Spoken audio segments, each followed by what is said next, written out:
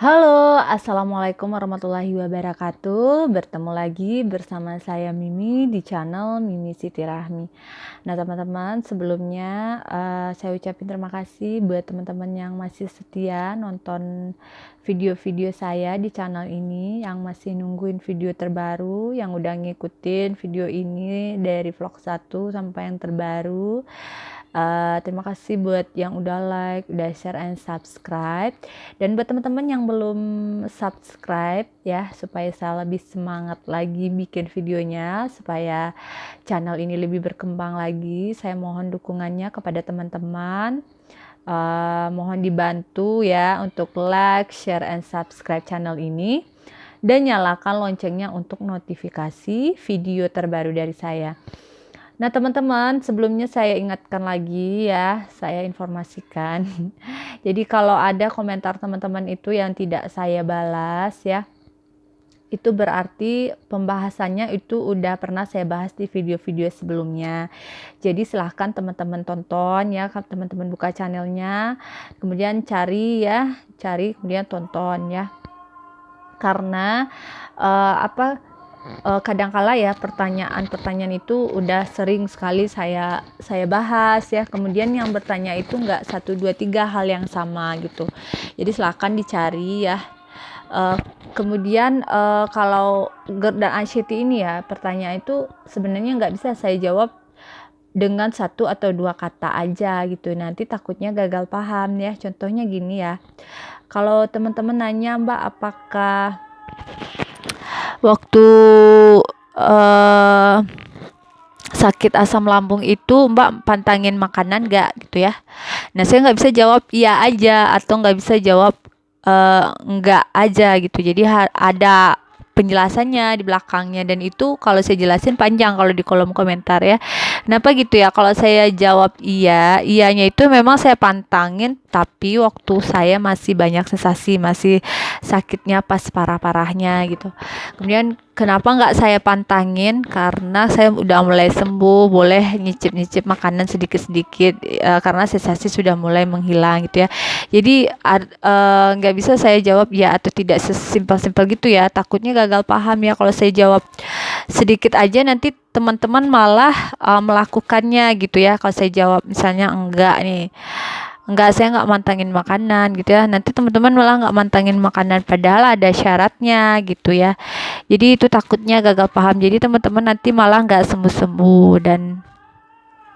Dan itu ya, satu lagi ya, kalau nonton video itu betul-betul dipahami ya teman-teman, betul-betul dipahami maksudnya itu gimana gitu ya, agar kuota teman-teman itu nggak habis begitu aja ya, sehat enggak kuotanya habis ya. Jadi anggaplah kita belajar ya, jadi tonton, mungkin kalau ada yang nggak ngerti boleh ditanyakan, misalnya ada yang tidak dimengerti dari pembahasan saya di video itu ya, kurang dimengerti itu apa maksudnya, boleh ditanyakan. Jangan sampai bertanya hal yang sedang saya jelaskan gitu ya teman-teman ya. Sekarang saya lucu ya teman-teman, gemes jadinya ya teman-teman.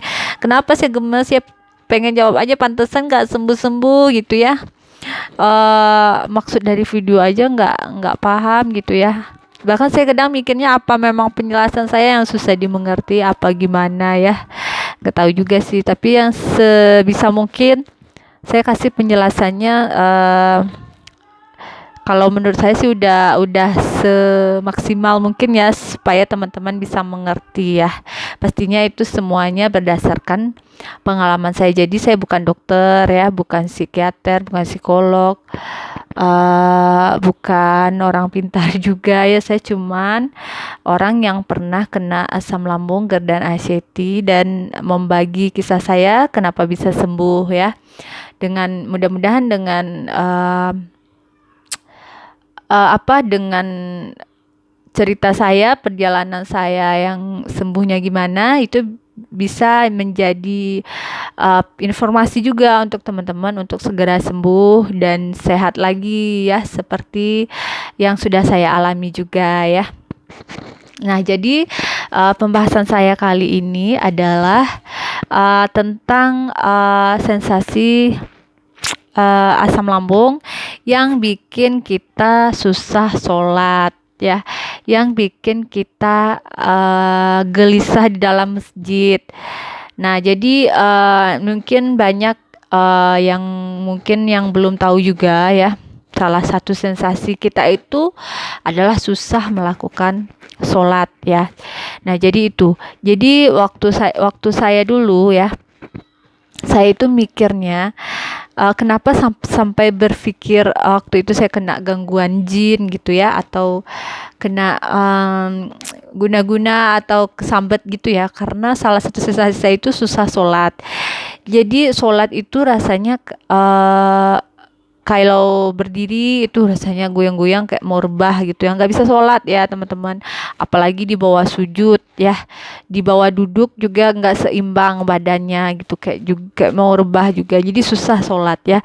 Jadi waktu itu pernah juga, waktu itu pas bulan puasa saya paksa salat tarawih, jadi pas di dalam masjid itu gelisah ya, kayak setan di dalam masjid ya teman-teman, kayak keluar keringat dingin, jantung berdebar, rasa mau rebah, apalagi pas imamnya bacaannya panjang ya makin gak konsentrasi sholatnya ya, pengen buru-buru pulang. Dan akhirnya saya waktu itu memang tidak menuntaskan salat tarawih, cuman bisa 2 rakaat, terus buru-buru pulang. Nah, supaya teman-teman itu nggak mikir yang aneh-aneh juga kayak saya, itu ternyata adalah bagian dari sensasi GERD dan anxiety yang bikin kita nggak bisa sholat. Dan kemudian ya, waktu itu pas salat berjamaah itu kan kenapa bisa gelisah gitu ya, pas lagi sholat itu stres ya teman-teman, karena takut nanti pingsan sementara orang rame ya, orang rame. Jadi di masjid itu kan rame ya, malah bikin makin panik, makanya keringat dingin, jantung berdebar ya, karena takut pingsan ya, nanti malu gitu ya, kalau saya dulu kayak gitu. Nah, jadi makanya tadi ya teman-teman, perlu teman-teman ketahui yang punya sensasi atau yang pernah merasakan hal seperti itu ya, susah sholat, tidak bisa ke masjid ya, apalagi yang paling parah kalau sebenarnya laki-laki ya. Kalau sholat Jumat itu kan wajib ya teman-teman ya, jadi kalau tiap sholat Jumat pasti cemas ya teman-teman ya. Saya bisa merasakan gimana ya dulu saya sempat juga ya memaksakan diri juga sholat id itu di tahun-tahun, sekitar tahun-tahun kedua saya sakit kalau nggak salah. Jadi saya sholat id itu benar-benar panik teman-teman,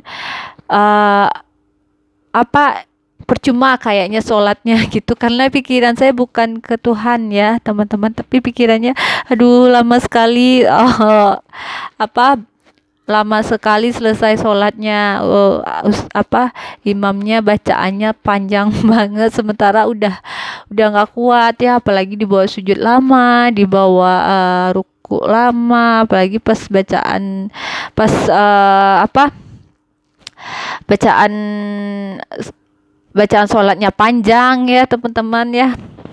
Tadi bawahnya gelisah ya, padahal waktu itu salat Idul Fitri kan cuman 2 rakaat ya, tapi saya udah nggak kuat ya, benar-benar abis itu juga langsung pulang langsung pulang. Dan itu bikin bertanya-tanya, bikin makin meyakinkan diri, oh ini memang betul nih saya kena gangguan jin nih, masa iya di masjid aja harusnya kita tenang gitu ya, tapi saya malah gelisah gitu ya. Makanya dulu karena kayak gitu ya, kayak saya duduk kayak ditarik-tarik juga, makanya dulu saya sempat ke orang pintar ya teman-teman, dan orang pintar itu ternyata bilangnya juga yang aneh-aneh, dikira kena sama orang lah. Jadi yang pertama tadi yang jadinya nambah dosa ya teman-teman. Kita itu sakit harusnya berpikir positif, tapi malah jadinya berpikiran negatif. Yang tadinya kita cuma mikirkan satu penyakit, ditambah lagi mikirin siapa ya yang jahatin saya gitu ya. Jadi saking dulu saya paniknya sakit ya teman-teman, tapi saya mikir saya nggak punya musuh gitu ya. Lagi kalau punya pacar yang selalu yang kena putusin itu saya, nggak mungkin mereka yang pelet gitu ya teman-teman. Jadi itu lucunya ya, dulu waktu ke orang pintar, saya 3 kali loh ke orang pintar itu teman-teman, dan lumayan sekali pergi ke orang pintar itu kena 150.000, dan jaraknya di rumah cukup jauh ya, belum lagi ongkos ke sana. Jadi yang belum lagi obatnya ya, di situ dikasih uh, botol kecil ya, 2 botol kecil itu harga 75.000 satu botol kecil, disuruh mandi pakai itu, dikasih perasan jeruk nipis, mandi pas menjelang mau maghrib ya kalau nggak salah, dan saya benar-benar melakukannya teman-teman. Dan anehnya teman-teman ya, karena sugesti sih sebenarnya, karena sugesti malah sembuh ya, bisa tidur sebentar tapi besoknya ya kayak gitu lagi ya. Jadi itu ya, pengaruh pikiran itu sangat berpengaruh kepada proses sembuhan kita. Jadi kalau kita percaya ya, pasti banyak yang bilang kita itu berobat harus percaya ya, ada yang bilang kayak gitu ya. Dan kadang kalau dipikir-pikir iya gitu ya teman-teman, kalau kita percaya itu kadang tersugesti aja di pikiran itu sembuh gitu ya, padahal bukan karena itu gitu. Jadi saya udah 2 kali ke orang pintar, yang satu saya sendiri yang pergi, yang awal-awal sakit itu tetangga yang nolongin ya, yang bilang coba ke orang pintar, biasa yang pergi gitu. Nah yang sakit pertama itu, yang ke orang pintar yang pertama itu sensasinya awal-awal saya kena asam lambung, yang sensasinya badan terasa dingin ya, bahkan udah pakai selimut 3 lapis tuh tetap dingin, udah pakai kaos kaki berlapis-lapis tetap dingin, terus nggak bisa tidur, rasanya mau meninggal gitu ya teman-teman. Nah habis itu dimintain obat sama tetangga saya ke orang pintar, katanya ini saya kesambet gitu ya, kepijak anak jin atau apa ya teman-teman. Nah karena pikirannya itu disuruh mandi, tapi mandinya nggak kayak yang di orang pintar yang kedua itu ya, mandinya cuman lap badan aja, taruh ke sini taruh ke ini, dari air, nggak tahu dari air rempah apa ya teman-teman. Terus disuruh makan makanan, disuruh makan pisang yang udah dibaca-bacain ya, tapi saya rasa pisangnya itu kayak rasa kolak pisang ya teman-teman. Nah anehnya itu saya malah bisa tidur ya, karena pikiran nih habis minum obat nih saya sembuh ya. Nah jadi itulah kehebatan pengaruh pikiran itu teman-teman, padahal makan kolak pisang lagi asam lambung ya, itu sebenarnya makin parah ya teman-teman, pantesan nggak sembuh-sembuh, karena dari awal itu udah salah obat terus ya, karena memang penyakit tak terdeteksi ya teman-teman.